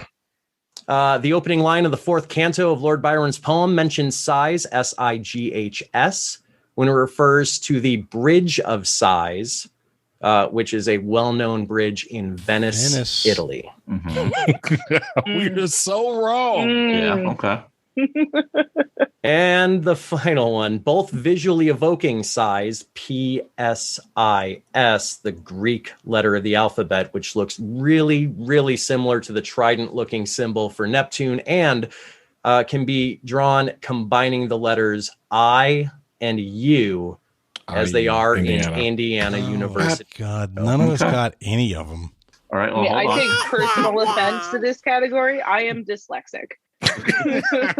Well, none of these were spelled for you. This only works in an audio medium. Yeah. Sheesh, bro. He dropped his seat. How do you drop something that's on the ground? No, like whoomp. All right, so we all the bet on that one. It's down to wagers, so let's make this interesting. I can tell you that Kierah and I decided to be conservative. We were obviously still hoping to try and take a lead. We thought that you would think we'd bet 6, and that would give you the bet of 10, which means we wanted to get above 125, so we bet 16. So we will finish with 94 points. All right. Ben. That's fair. Yeah. What do we do here? I don't know. Why don't you tell them what our logic was here? Well, we had two options. We would have wagered enough to cover, which would be 106 if we felt good. Our other wager possibility would be wagering anywhere from 0 to 4 points if we wanted to play it safe and hope that we would no one could come up with it. Yeah, we went conservative, 4 points. Yep. Yep. Yeah. All right, so your final score is 111 for Joe and Ben to 94 for Jonathan and Kierah. All right, that is congratulations to you two. From the very beginning question, you took a lead and you literally never let it go. Great game. Mm-hmm. Stayed very close throughout the whole thing, though. One band, one sound, Ben. Couldn't have done it without you. One band, one sound. I feel like I just had a baby or something. Like that was just the hardest thing I've ever done. But Yeah. I end up winning at the end. Like that's so weird. Oh man, and that was actually. So you're saying it was hard. I think those were really good questions. There were some Absolutely. There were Very some good. challenging, tricky questions. There was a trick question in there that got a boo. Mm-hmm. Trick question. I But still argue it was fair game, but there was no way I wasn't bringing my A game to this show, Jonathan, and I think you knew that. yeah. So overall, though, really well done by Jason. Thank you so much for hosting today's game. And before we go, we like to give everybody a chance to do shout outs and promote causes that they care about or promote something they're doing that they want people to know about. So let's start with our winner, Mr. Joe Nguyen. Joe, the floor is yours. Yeah. Thank you very much for having me. Jason, as a fellow question writer, I always appreciate what you do. And it's a very noble cause that it's like a chef that we craft things very, very meticulously, and we present it to our audience in hopes that they like it, and very much loved it today. Thank you so much. Causes, I guess, be cool to each other. The city that's close to my heart is New Orleans, because I went to law school there. If you can donate to some relief efforts, try to do the best you can to donate. Second Harvest Food Bank is great. Imagine Waterworks is great. Try to donate as much as you can directly to Louisiana-based charities. Thanks. All right. Kierah, over to you. It's been super great. Love whenever I can make one of these. This is awesome. My soapbox, support your local zoo. The pandemic hit all the zoos pretty hard, not being able to get people in. Some zoos will take, donations of produce and things like that to feed an elephant. So if you got a zoo near you, go visit it. Animals need attention too. Darn right. And we'll wrap it up with Jason. All right, I would be remiss in not pointing out my own brand, Liquid Courage Entertainment. If you're in the Chicago area, check out our live shows. If you're not, check out our online shows on Twitch. Just search for Liquid_Courage. I have a trivia podcast of my own, Quadrivia, along with some friends in the Trivia Writers Co-op. It's not so much a competitive podcast as it is a behind-the-scenes roundtable discussion of the business of crafting and hosting trivia. Beyond that, personal pet cause is the charity Child's Play that donates video games and resources to extended stay children's hospitals. Kids need to have fun, especially at the worst times of their life. So I try to throw some money there whenever I can. And beyond that, if there's anything else to plug, I think I'm going to find out in the next few seconds.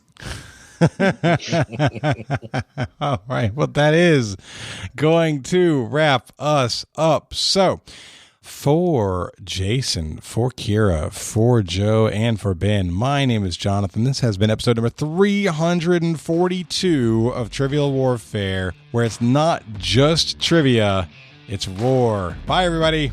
Bye. Later. Thanks for listening to Trivial Warfare. Be sure to check out the revamped TrivialWarfare.com as your one-stop shop to submit questions, join the community, and get access to over 150 archived episodes. Warm It Up was written and performed by Matthew Stevens. This episode was edited and produced by me, Joel Sharpton. For help with your podcast, visit ProPodcastingServices.com.